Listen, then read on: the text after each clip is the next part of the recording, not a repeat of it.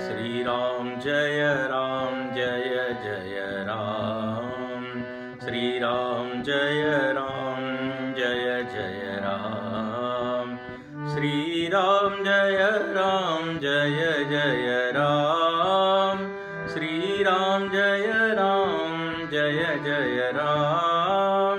श्री राम जय जय राम।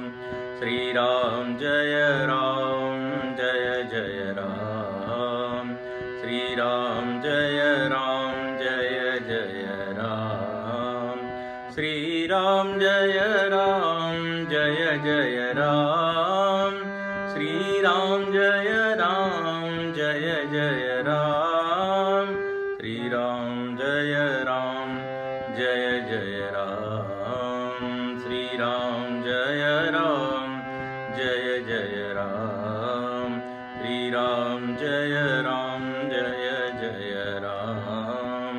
श्री राम जय जय राम। श्री राम जय जय राम। श्री राम जय जय राम। श्री राम जय जय राम। श्री राम जय जय राम। श्री राम जय जय राम। सियावर रामचंद्र की जय। पवन सुत हनुमान की जय। श्री सद्गुरुनाथ महाराज की जय। बोलो भाई सब संतन की जय। उमापति महादेव की जय। रामचरितमानस के इस बाल कांड में हम लोग भगवान के विवाह लीला का प्रसंग देख रहे हैं। और इसमें हमने देखा कि भगवान का विधिवत वैदिक पद्धति से विवाह संपन्न हुआ है। यहाँ गोस्वामी जी वर्णन करते हैं वैदिक मत और लोक मत दोनों का सम्मान किया गया। मतलब समाज में, लोक में जिस प्रकार की विधियां बताई गई वो भी विधियां हुई, और जो वेद में जो कर्मकांड इत्यादि बताया है, विधियां बताई है, उसका भी पूरा ख्याल रखा गया।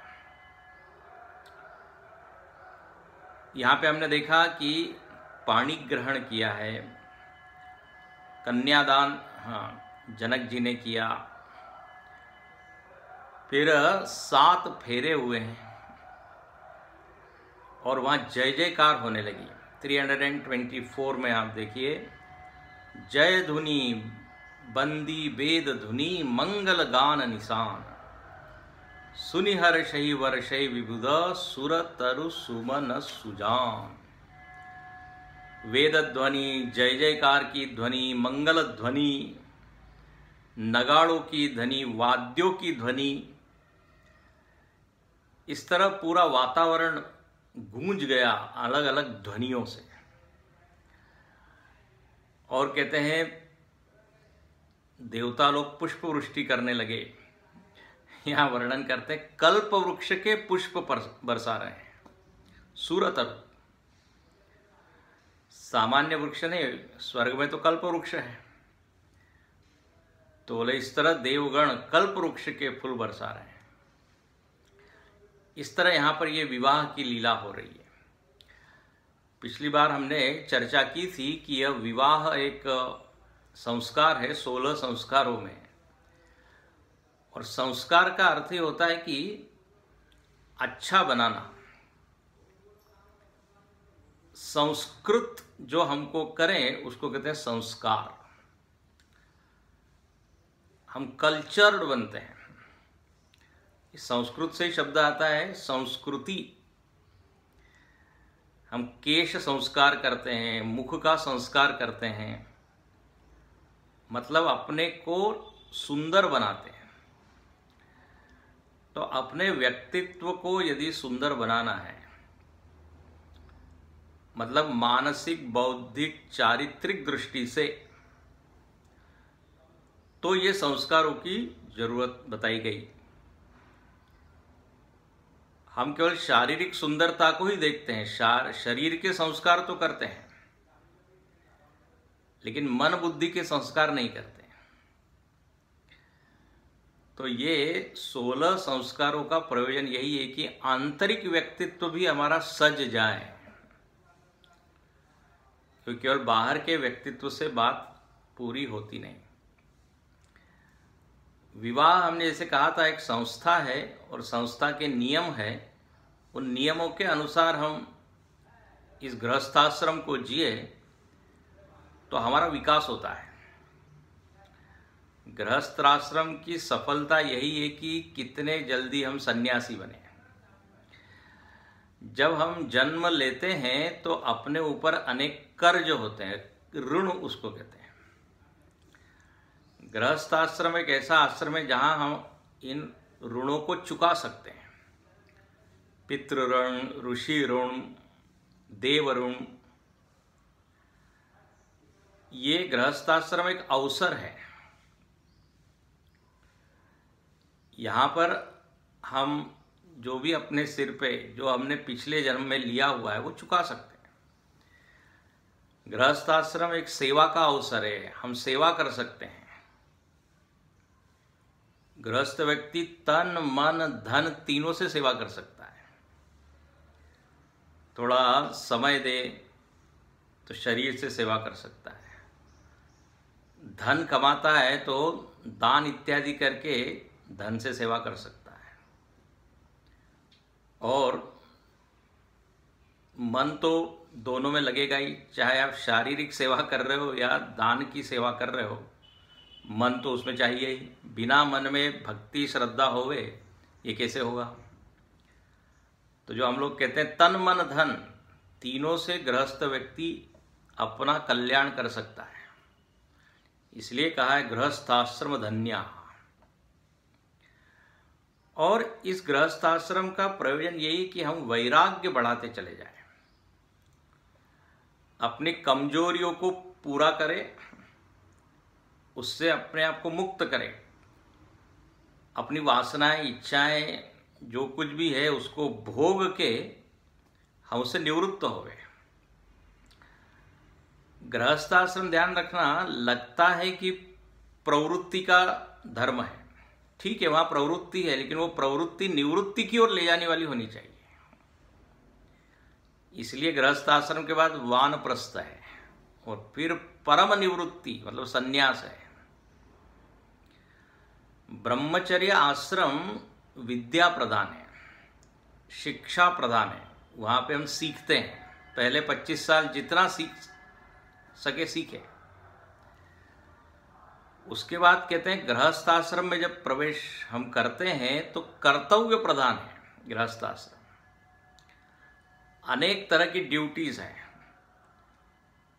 पति की ड्यूटी है, पत्नी की ड्यूटी है, फिर पुत्र पुत्रियों को लेके हमारी एक ड्यूटी है, कर्तव्य है, फिर समाज को लेके एक कर्तव्य है। तो तरह तरह के कर्तव्य उसमें भरे हुए हैं, कर्तव्य प्रधान है। और जब ये सारे कर्तव्य हमारे पूरे हो जाए तो बोले फिर वानप्रस्थ में प्रवेश करना चाहिए। वानप्रस्थ आश्रम तप प्रधान है, त्याग प्रधान है कि अब हमने बहुत कर लिया। इसलिए कहते हैं जब हम पोते का मुख देख ले तो घर छोड़ दे, ऐसा कहा है। 60 वर्ष की आयु हो जाए तो बोले अब, हालांकि आपने तो 50 ही बताया, लेकिन चलिए हम थोड़ा एक्सटेंड कर देते हैं। 60 के बाद तो फिर त्याग जीवन में आना चाहिए। अधिक समय फिर हम साधन भजन के लिए लगाएं। हम कहते ड्यूटी है, ड्यूटी है, कर्तव्य है, ये कर्तव्य कभी खत्म नहीं होंगे। भाई घर के यदि कर्तव्य हम मानते हैं और इतना महत्व देते हैं तो हमारा अपने प्रति भी कुछ कर्तव्य है कि नहीं, कि हम आत्मोद्धार करें। अच्छा, भगवान कहते हैं हमारे प्रति भी कुछ कर्तव्य है कि नहीं? हमने इतना बढ़िया सब दिया आपको, तब हमारे लिए भी कुछ समय आप निकालिए। नहीं तो 70-80 के भी हो जाते हैं, फिर भी शादियां ही अटेंड कर रहे हैं। नहीं स्वामी जी, आप जानते नहीं, ये करना पड़ता है।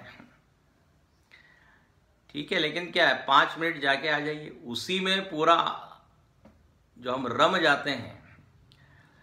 बोले वो तो फिर आप संस्था में तो गए हैं, लेकिन संस्था से निकले नहीं हैं। गृहस्थाश्रम का रूल क्या है? गृहस्थाश्रम में जाके वानप्रस्थ में नहीं जाना है, ये रूल है, नियम है। जैसे हम कॉलेज में प्रवेश करते हैं, डिग्री मिलते ही फिर कॉलेज छोड़ते हैं, फिर अब आगे की चीज। अपने जॉब में भी हम देखते हैं प्रमोशन होता है कि नहीं, तो ऊंचे ऊंचे पद पर जाते हैं। ऐसे ही गृहस्थाश्रम से ऊंचा वानप्रस्थ, वानप्रस्थ से ऊंचा संन्यास आश्रम, संन्यास आश्रम ज्ञान प्रधान और परम निवृत्ति प्रदान, जहां सारे कर्तव्य समाप्त हो गए। तो इस तरह एक एक धर्म, एक एक आश्रम की विशेषता है। उसके अनुसार यदि हम जिए तो देखो हमारी क्या प्रगति होती है।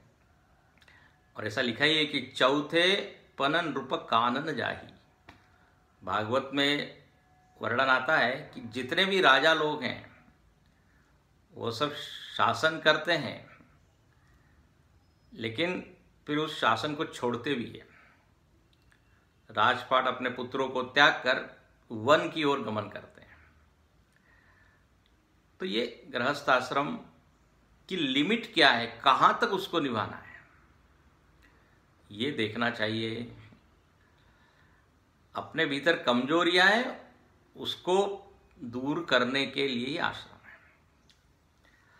चलिए, तो यह विवाह के बारे में थोड़ी सी चर्चा हमने की। अब यहां कहते हैं कि वहां पर सीता जी और रामचंद्र जी दूल्हे और दुल्हन के रूप में हैं। सब लोग उनके सौंदर्य का आनंद ले रहे हैं और ऐसे लग रहे हैं मानो कि एक कामदेव और रति ही है। सुंदरता की अवधि क्या है? सबसे अधिक सुंदर कौन? तो बोले कामदेव। तो मद, यहां लिखते हैं मनहु मदन रति धरि बहुरूपा, देखत राम विवाह अनुपा। ये 324 के बाद आप देखिए, यहां वर्णन है।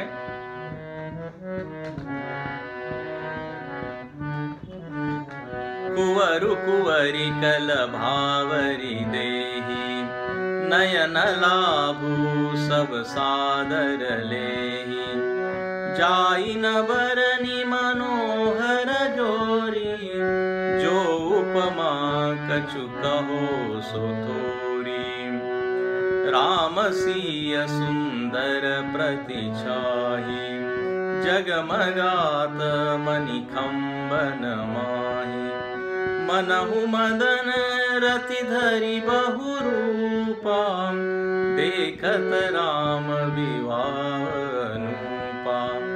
दरस लालसा सकुचन थोरी, प्रगटत दुरत बहोरी बहोरी। भय मगन सब देख निहारे, जनक समान अपान विसारे। प्रमुदित मुनिन भावरी फेरी, नेग सहित सब रीति निवेरी। राम सिय सिरसेंदुर देही, शोभा कहिन जात विधि केही। कहते हैं वर और कन्या सुंदर फेरे दे रहे हैं, भावरे उसको कहते हैं। सब लोग भगवान की ओर, सीता जी की ओर देख रहे हैं और वहां पे बहुत सुंदर खंबे हैं और उन खंबों में मणि लगे हुए हैं और उन मणियों में राम जी और सीता जी की का प्रतिबिंब पड़ रहा है। प्रतिछाई। और प्रतिबिंब होता है, इतने सारे खंबे हैं, इतने सारे मणि हैं, तो एक ही राम और सीता जी के अनेक रूप वहां दिख रहे हैं और ऐसा लग रहा है मानो कि कामदेव और रति ने ही अनेक रूप ले लिए। क्या बढ़िया यहाँ पे काव्य है। और लिखते हैं सब लोग भगवान की ओर एकटक देख रहे हैं, उनकी नजर कहीं जाती नहीं। प्रमुदित मुनि न भावरी फेरी। फिर कहते हैं श्री रामचंद्र जी सीता जी के सिर में सिंदूर दे रहे हैं, राम सीय सिर सेंदूर दे। और उस समय जो शोभा हुई बोले उसका तो कोई वर्णन हो नहीं सकता।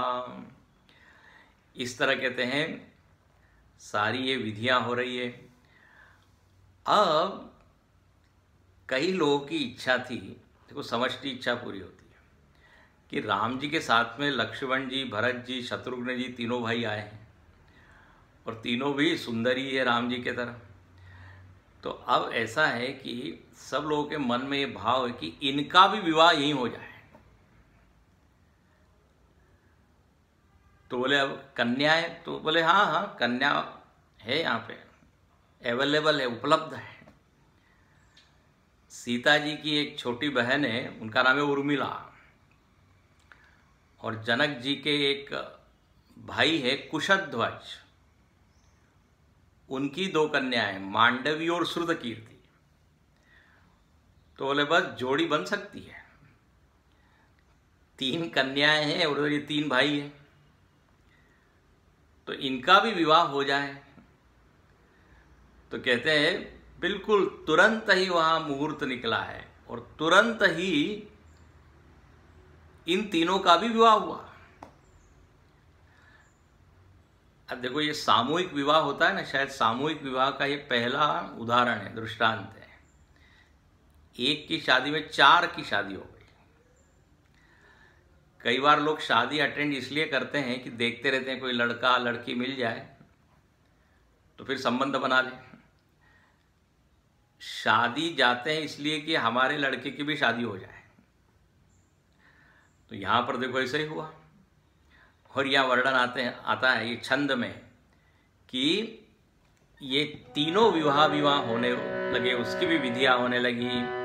तब जनक पाई वशिष्ठ आय सुब्याह साज सवारी के, मांडवी श्रुत कीरति उर्मिला कुंवरी लई हंकारी के, कुसकेतु कन्या प्रथम जो गुण शील सुख शोभामयी, सब रीति प्रीति समेत करि सो ब्याहि नृप भरत ही दई।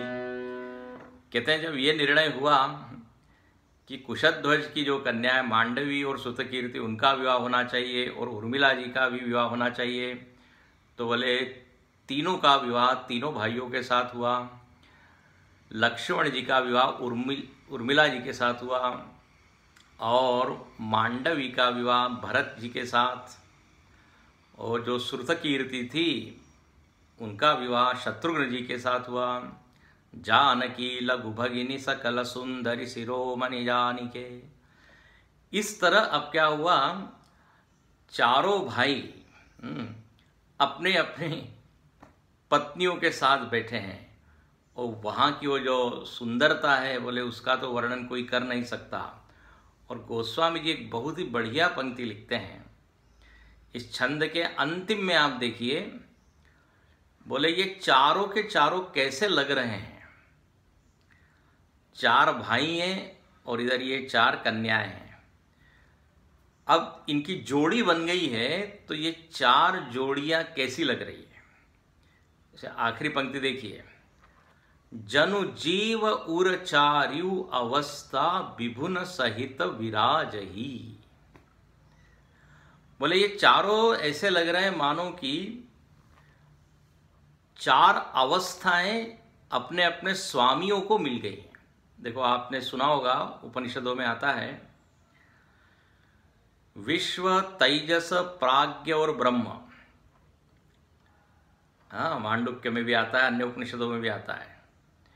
एक ही चैतन्य की चार अवस्थाएं हैं, एक ही ब्रह्म की। एक है तुरीय, फिर इसी का नाम है ईश्वर, फिर वही हिरण्यगर्भ और वही विराट। तो बहुत ही प्यारा, एक गोस्वामी जी को ऐसा है, बार बार ध्यान वेदांत की ओर जाता है, उनका ध्यान वेदांत की ओर जाता है, और जहाँ उनको मिलता है कि यहाँ ये वेदांत बिल्कुल फिट बैठता है, जरूर वहाँ पे वो उसको लिख देते हैं। कहते हैं हमको तो वेदांत की याद आ रही है, चारों जोड़ियाँ कैसी है, तो जैसे विश्व तेजस प्राज्ञ, जीव के संदर्भ में विश्व तेजस प्राज्ञ और ब्रह्म होता है, और ईश्वर के संबंध में ईश्वर, हिरण्यगर्भ, विराट और तुरीय। तो बोले राम जी कौन है? तुरीय है, राम जी तुरीय है। और सीता जी और राम जी को आप अलग नहीं कर सकते। गिरा अर्थ जल बीच सम, कहियत भिन्न न भिन्न। जैसे पानी और लहर को आप अलग नहीं कर सकते, ऐसे ही सीता और राम जी है। तो यहां तो अवस्था और अवस्था वाले नहीं है, दोनों एक है। और कहते हैं ये जो जागृत अवस्था है ये लक्ष्मण जी है, और लक्ष्मण जी के साथ उर्मिला जी है। तो जागृत अवस्था उर्मिला हो गई, और उस अवस्था के जो अभिमानी हैं वो लक्ष्मण जी हो गए। जागृत अवस्था अभिमानी, हाँ, उसको कहते विराट। फिर ऐसे ही शत्रुघ्न जी हो गए हिरण्यगर्भ, और जो स्वप्न अवस्था है वो हो गई श्रुतकीर्ति, और भरत जी जो है वो सुषुप्ति अवस्था अभिमानी। अब जो इन लोगों ने वेदांत पढ़ा होगा वो बात ये समझ रहे होंगे। भरत जी की पत्नी है मांडवी, तो कहते हैं वह मांडवी कौन है? सुषुप्ति अवस्था। और अवस्था अभिमानी कौन? भरत जी। अब आप यदि इनमें क्रम देखिए ना, तो राम जी सबसे बड़े हैं, फिर भरत जी है, फिर लक्ष्मण जी और फिर शत्रुघ्न जी है।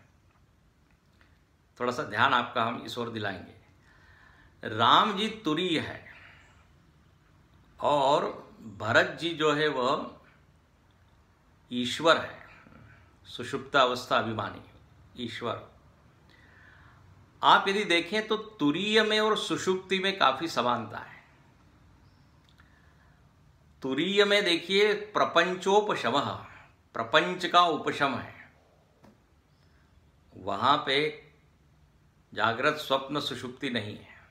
और तुरीय में आनंद है। सुषुप्ति भी लगभग तुरीय की जैसी है, जहां पर जागृत स्वप्न जैसा कोई द्वंद्व नहीं, कोई समस्या नहीं, शांति है। सुषुप्ति में आनंद है। इसलिए राम और भरत में सादृश्यता है। जब भरत जी गए हैं राम जी को लेने जंगल में, तो जंगल के लोगों को लगा कि अरे ये राम जी वापस कैसे आ गए। बिल्कुल राम जी जैसे ही भरत जी। तो तुरीय और ईश्वर, इनमें समानता है, साम्यता है, इसलिए ये। और वैसे ही आप देखिए लक्ष्मण जी और शत्रुघ्न, यह है जागृत और स्वप्न। जागृत और स्वप्न में आप देखिए काफी समानता है। इसलिए तो लिख दिया आत्मबोध में शंकराचार्य जी ने, संसार स्वप्न तुल्यो हुई राग द्वेषादि संकुल। जागृत अवस्था में राग द्वेष है, सुख दुख है, मान अपमान है। स्वप्न में भी वैसा ही है कि नहीं? स्वप्न में भी वही सुख दुख, स्वप्न में भी झगड़ा होता है, स्वप्न में भी मान सम्मान होता है, स्वप्न में भी हम पास फेल होते हैं। और गुरु जी का बड़ा सुंदर जोक है, चुटकुला है। गुरु जी ने कहा कि मेरे को सपना आया कि मैं परीक्षा में फेल हो गया, और बोले हमने लोगों को बता दिया जागृत में आके। तो लोगों ने कहा स्वामी जी आप सपने में भी पास नहीं हो सकते, जागृत में तो अपेक्षा नहीं करते। लेकिन सपने में भी, सपना तो आपका हो, प्राइवेट है, पर्सनल है। तो देखो जागृत में जो घटनाएं घटती है स्वप्नों में भी वैसी दिखती है। तो लक्ष्मण जी और शत्रुघ्न जी, इनमें साम्यता है, इसलिए दोनों की जोड़ी है ना, लक्ष्मण शत्रुघ्न। तो इस तरह यहां पर लिखते हैं कि ये 4 पत्नियां मानो की 4 अवस्थाएं हैं, और उन अवस्थाओं के अभिमानी, अभिमानी मतलब घमंडी नहीं होता, अभिमानी मतलब तादात्म्य, जिसने तादात्म्य किया है। हम जैसे कहते हैं देहाभिमान, मतलब देह से तादात्म्य किया, पदाभिमान, पद से तादात्म्य किया। तो ऐसे यह जो चारों कन्याएं हैं, इन्होंने 4 भाइयों के साथ इनका तादात्म्य हुआ, संबंध हुआ, तो ये बन गए अवस्थाभिमानी। तो तुरीय, ईश्वर, हिरण्यगर्भ और विराट। तो ऐसे ही राम, भरत, लक्ष्मण और शत्रुघ्न। अच्छा, एक और आप देखिए, जब परब्रह्म परमात्मा ने राम जी का अवतार लिया, राम जी के रूप में, तो कहते हैं जो वेद है उसने दशरथ जी के रूप में अवतार लिया। और दशरथ जी की 3 पत्नियां हैं, कौशल्या, कैकेयी और सुमित्रा। वेद में भी 3 कांड है, ज्ञान कांड, उपासना कांड और कर्म कांड। तो शास्त्रों में बताया कि देखो वेदत्रयी है, वेद में 3 है, तो दशरथ जी की 3 पत्नियां हैं, अपने जीवन में भी ये 3 साधनाएं हैं, कर्म, ज्ञान और उपासना। अच्छा, और बहुत सुंदर बात, कौशल्या जी ज्ञान है, ठीक है, कैकेयी जो है वो कर्म है, और सुमित्रा जी जो है वो उपासना है। आप देखते हैं सुमित्रा जी के 2 पुत्र हैं, लक्ष्मण और शत्रुघ्न, और देखो दोनों को लगा दिया माता जी ने, सुमित्रा जी ने सेवा में। लक्ष्मण जी को लगा दिया राम जी की सेवा में, और शत्रुघ्न जी को लगा दिया भरत जी की सेवा में। यह है उपासना। उपासना मतलब जहां पे समर्पण है, उपासना मतलब जहां अहंकार नहीं है, और सेवा ही सेवा है। मराठी में कहते हैं सदा सर्वदा योग तुझा घडावा। हमेशा जो भगवान के साथ जुड़ा रहे वो है उपासक। तो ये लक्ष्मण जी और शत्रुघ्न उपासक है, क्योंकि माता जी कौन है? उपासना है। कैकेयी जो है वो कर्मकांड का प्रतीक है। भरत जी ने देखिए 14 वर्ष भगवान का काम किया, कहाँ? अयोध्या में। अच्छा, थोड़ी एक टेक्निकल बात बताएं। एक करपात्री जी महाराज बहुत बड़े संत हुए, बहुत उद्भट विद्वान। कैकेयी के चरित्र में आता है कि कैकेयी ने राम जी को बाहर कर दिया, कहाँ? वन में भेज दिया। ये जो कर्म कांड होता है ना, कर्म कांड में अनेक देवता माने हैं, लेकिन ईश्वर नहीं माना है। अभी टेक्निकल पॉइंट है। अनीश्वरवादी है कर्मकांड, देवतावादी है, बहुदेववाद। तो वो कहा करते थे कि जैसे कैकेयी ने राम जी को वन में भेज दिया, ऐसे ही कर्मकांडियों ने भगवान को बाहर कर दिया। कर्मकांड में देवता होते हैं, मंत्र होते हैं, मंत्र के अनुसार देवता प्रसन्न होते हैं, और वो देवता उनको अलग अलग लोक में ले जाते हैं। कर्मकांड में परम फल मतलब उच्च लोकों की प्राप्ति। वहां ब्रह्म ज्ञान या आत्मज्ञान नहीं है। कर्मकांड कीजिए, यज्ञ आगादि कीजिए और उच्च लोकों का भोग भोगिए। वहां ईश्वर से एक रूप होने की बात नहीं है। तो बोले जैसे कैकेयी ने ईश्वर को निकाल दिया, कर्मकांडियों ने ईश्वर को निकाल दिया। तो ऐसा महात्मा लोग वर्णन करते हैं।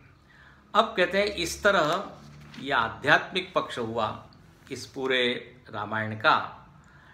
अब हुआ ये कि यहाँ पर जब चारों विवाह हो गए तो जनक जी महाराज जो है वो दशरथ जी से बड़े प्यार से, बड़े प्रेम से कहते हैं कि अरे हमारे ये बड़े भाग्य है कि देखो हमारा संबंध आपसे हुआ। संबंध राजन रावरे हम बड़े अब सब विधि भये। ये तो विधाता की कुछ ऐसी लीला है। हमारे पास तो कुछ पुण्य नहीं है, हमारे पास तो कुछ महानता नहीं है, लेकिन उनकी कृपा से आपसे हमारा संबंध हुआ। और कितनी प्यारी बात लिखी कि आपके कारण हम बड़े हो गए। देखो, बड़े से जब संबंध होता है तो छोटे को भी बड़प्पन मिल जाता है। एक ने बड़ा अच्छा उदाहरण दिया, कोई बहुत बड़ा राजा है और उसके साथ एक साधारण सी कोई गरीब कन्या है, उसका विवाह हो गया। तो वो जो छोटी जो कन्या है वो तुरंत क्या बन जाती है? रानी। जो वो गरीब स्त्री है, गरीब लड़की है, राजा के साथ विवाह होते ही क्या हुआ? रानी बन गई, बिना कुछ किए। केवल एक ही कार्य हुआ, बड़े के साथ संबंध हो गया। तो बड़े लोगों के साथ संबंध होने से हम में भी महानता आती है। कई बार हमने उदाहरण दिया है, गुरुदेव के साथ हम जाते थे कहीं भिक्षा के लिए, हम लोगों को भी वही सम्मान। अब सम्मान की तो कोई योग्यता है नहीं, लेकिन चूंकि गुरुदेव के साथ गए हैं तो आइए आइए बैठिए, विशेष आसन है, भिक्षा है। तो यहाँ पर देखिए दशरथ अपने जनक जी कितने विनय से बात कहते हैं कि आपके साथ संबंध होने से हम भी क्या हो गए? बड़े हो गए। अब कहते हैं यहाँ विवाह की सारी लीलाएं हो रही है, बड़ी सुंदर। और विवाह में एक चीज़ होती है, और वो यदि नहीं हो तो विवाह का मजा ही नहीं, और वो है बढ़िया भोजन। आजकल की भाषा में बुफे, और जितने ज़्यादा आइटम, कहते हैं अरे क्या लैविश शादी हुई, एलोबरेट, उसमें वेराइटीज ऑफ पकवान। तो यहाँ पर भी अब जो है बढ़िया पंगत बैठी है और तरह तरह के पकवान है। देखिए ये वर्णन आता है 327 के बाद, इसमें पूरे पंगत का वर्णन है। पुनि जेवनार भई बहु भांति, पठय जनक बुलाए बराती। परत पावड़े बसन अनुपा, सुतन समेत गवन कियो भूपा। सादर सबके पाय पखारे, जथा जोगु पीड़न पैठारे। धोए जनक अवधपति चरना, सीलु सनेहु जाय नहीं बरना। बहुरी राम पद पंकज धोए, जे हर हृदय कमल महु गोए। तीन्यू भाई राम समझानी, धोए चरण जनक निज पानी। आसन उचित सबहि नृप दीने, बोली सूपकारी सब लीने। सादर लगे परन पनवारे, कनक कील मणिपान सवारे। अब कहते हैं तरह तरह से वहाँ पे पंगत हुई, भोजन की व्यवस्था हो गई। जनक जी ने सबके चरण धोए हैं, लिखते हैं सादर सबके पाय पखारे। कितनी विनम्रता है। और यथा योग्य सबको स्थान दिया गया है। फिर राम जी के चरण को धोया गया है। और सुपोदन सुरभि सरपी, सुंदर स्वाद पुनीत, भोजन परोसा गया। और देखो यदि भोजन बढ़िया मिले ना तो सारे बाराती लोग खुश। कहते हैं कन्या वरते रूपम, माता वित्तम पिता श्रुतम। बांधवा कुल विच्छन्ति, मिष्ठान्नम इतरे जना। बोले सब लोग का अलग अलग ध्यान होता है। कन्या वरते रूपम, कन्या जो है वर को देखती है कि उसका रूप कैसा है। माता जी देखती है कि पैसा वैसा है कि नहीं, पिता देखते हैं कि लड़का पढ़ा लिखा है कि नहीं, कुछ नाते रिश्ते वाले देखते हैं अच्छा कुल है कि नहीं, वो उनको सलाह देते हैं भाई अच्छा परिवार देख के संबंध करना। सब लोग अलग अलग देखते हैं। और जो बाराती लोग हैं वो क्या देखते हैं, मिष्ठान्नम, मेनू क्या है, कितनी प्रकार की मिठाइयाँ है और नमकीन क्या है और तीखा क्या है। बस मिठाई यदि मिल जाए, भोजन बढ़िया हो तो विवाह बड़ा सुंदर। हमारे स्वामी जी कहते हैं कि जो कैंप लगाते हैं, शिविर की सफलता इस बात पर है कि भोजन कैसा मिल रहा है। भोजन अच्छा तो शिविर बढ़िया। और एक बार ऐसा ही हुआ, हमने कहीं शिविर किया था भागवत के ऊपर, बहुत बढ़िया भोजन था।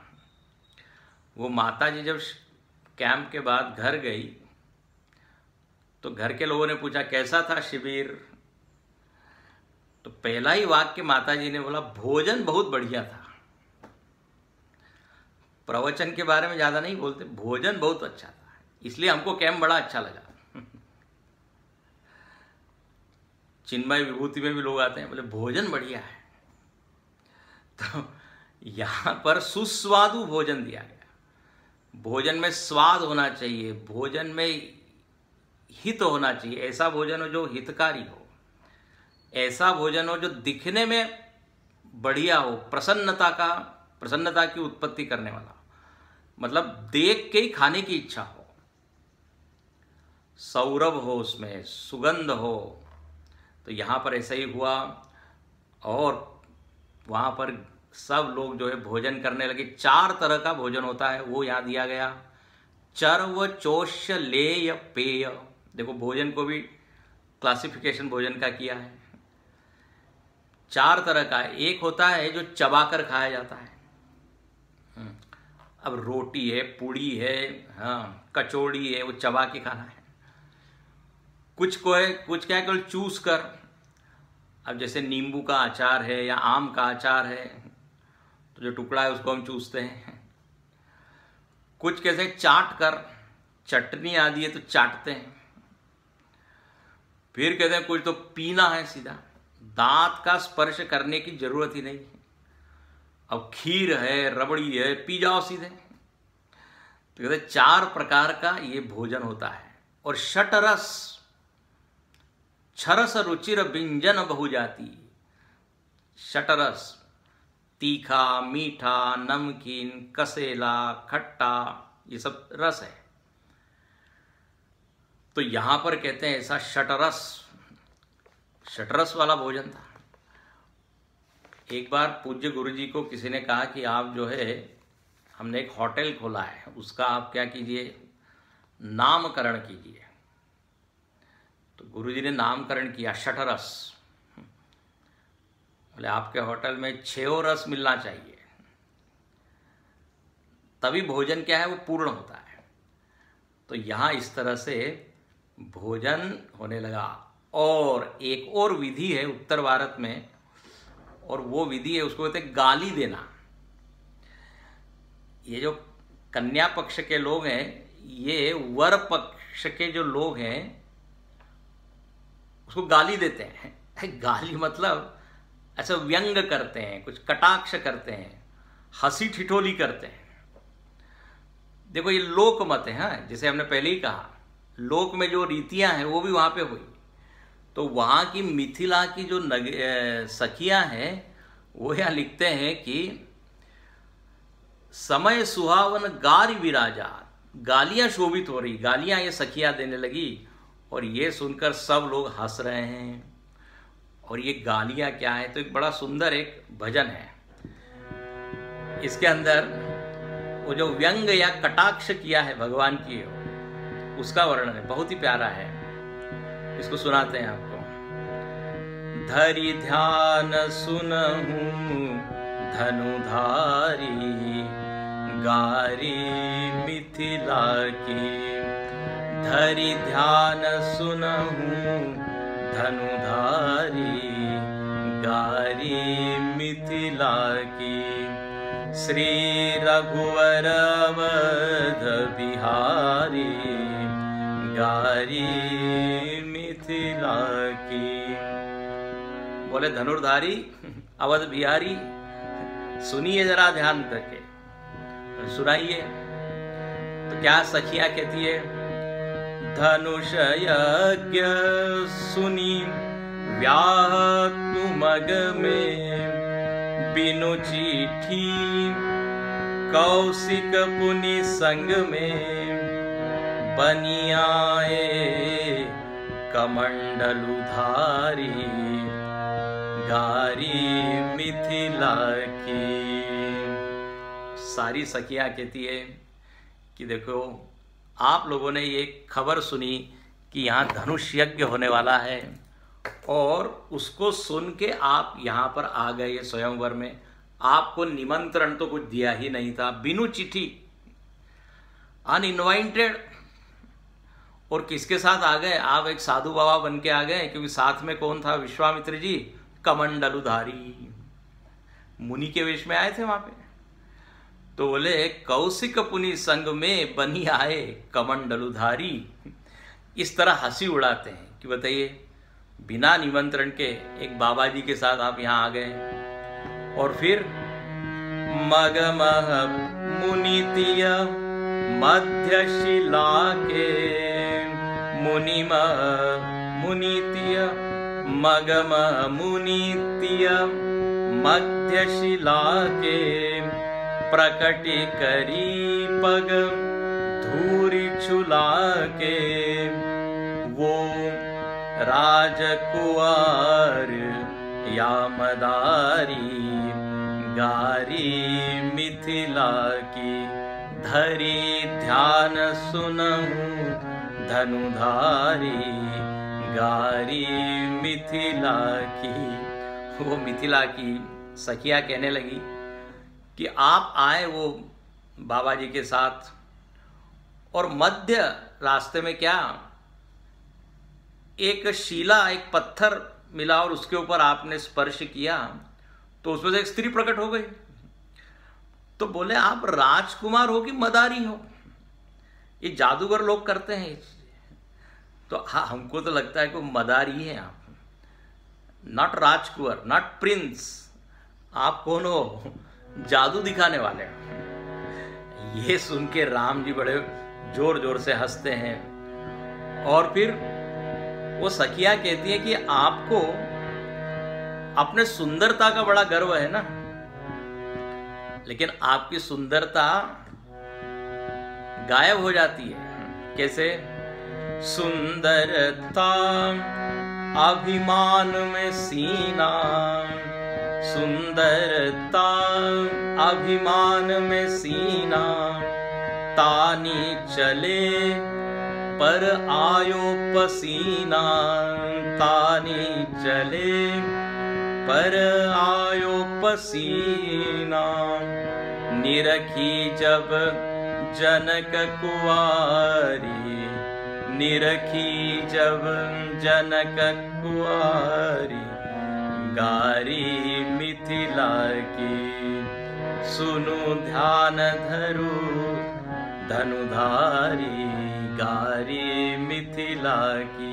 बोले सुनिए, आप सुंदरता का बड़ा आपको अभिमान है, बड़ा सीना तान के चलते हैं, लेकिन जब आपने, हमने कथा देखी थी, जब आपने सीता जी का दर्शन किया तो आपको बिल्कुल ही क्या पसीना आ गया। बोले अरे हमसे सुंदर तो ये है, हमारी सुंदरता तो इनके सामने बिल्कुल फीकी है।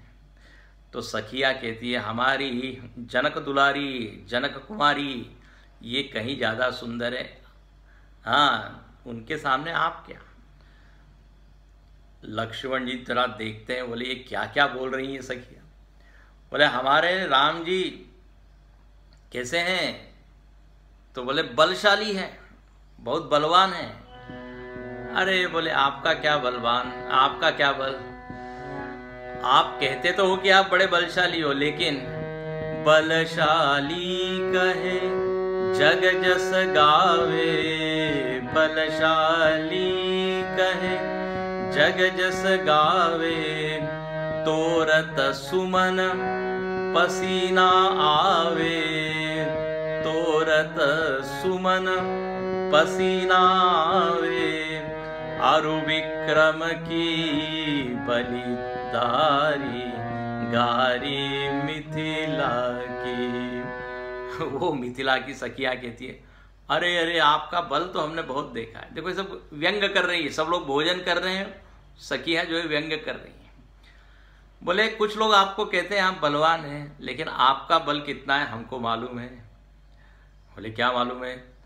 अरे जब आप पुष्प वाटिका में फूल तोड़ रहे थे तो पसीना आ गया आपको, वर्णन हमने देखा था। हाँ, तो ये तो आपका बल है, तोरत सुमन पसीना आयो। वाह वाह, ऐसे बल की तो क्या कहें, ऐसा आपका विक्रम है। फिर आपके बारे में सुना है कि आप बड़े दानी हैं। हाँ, बड़े लोगों को दान करते हैं। दानी शिरोमणि महिमा पंडित, फुलवारी मह पुष्प चयन हित, बने मलियन आगे भिकारी, गारी मिथिला की, गारी मिथिला की। कहते हैं आप अपने आप को दानी कहते हैं। अरे हमने देखा है, आप जब फुलवाड़ी में गए, पुष्प वाटिका में, तो वहां क्या किया आपने? आप भिखारी बन के वो माली से पूछ रहे, अरे please give me some flowers, मुझको क्या है थोड़े से फूल दे दो। तो है तो आप दानी, लेकिन देखिए एक छोटे से माली के सामने आप क्या बन गए? भिखारी। इस तरह व्यंग करती है। और फिर कहने लगी कि आप कहते हैं आपने शिव जी का धनुष तोड़ा। बोले उसमें आपकी कोई महत्ता नहीं है। क्यों? भंजे चाप गुमान न लाओ, भंजे चाप गुमान न लाओ, सिय की कृपा है भाग्य बनाओ, सिय की कृपा है भाग्य बनाओ, मिली जनकपुरी ससुरारी, मिली जनकपुरी ससुरारी, गारी मिथिला की, धरी ध्यान सुनऊं धनुधारी, गारी मिथिला की। बोले आपने धनुष तोड़ा तो आप ज्यादा उसमें गर्व मत करो, क्योंकि वो जो धनुष तोड़ा है उसके लिए चाहिए शक्ति, और वो शक्ति जो है वो आपको सीता जी से ही मिली है। इसलिए ये तो आप क्या करो, कृपा है कि आपको सीता जी मिली है, नहीं तो आप ये धनुष तोड़ नहीं सकते थे। और आपको ये ससुरारी, हाँ, आपको ये जो ससुराल मिली है जनकपुरी, अपना भाग्यवान हो, सौभाग्य से आपको एक बढ़िया ससुराल मिला है। इस तरह वहाँ पर राम जी का हंसी उड़ाते हैं, व्यंग करते हैं। ये बहुत बढ़िया जो पद है, ये स्वामी राजेश्वरानंद जी द्वारा रचित है। उन्होंने ये बहुत ही अच्छे से इस पर वर्णन किया है। तो पंक्ति यहाँ पर रामायण में केवल एक है कि पंच कवल करी जेवन लागे, गारी गान सुनी अति राग अनुरागे। प्रेम से गालियां दे रहे हैं, उसी के ऊपर ये पूरा पद उन्होंने लिख दिया है।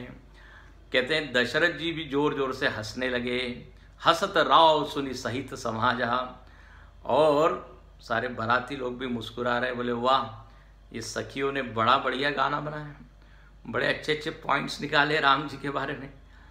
और वहाँ हंसी ठिठोली होने लगी। उसके बाद कहते हैं कुछ दिन तक अवधपुर के सब लोग वहीं रहे, बाराती लोग। जनक जी उनको छोड़ते नहीं है, और वहां पे जनकपुर में राम जी भी रहते हैं, आनंदोत्सव होता है। वो प्रसंग अब आगे है, आज हम यही रुकते हैं। आगे का प्रसंग अब अगले क्लास में हम देखेंगे। अब यहाँ बढ़िया भोजन चल रहा है, हंसी ठिठोली हो रही है, तो अब किसी गंभीर प्रकरण को लेने का कोई अर्थ नहीं है।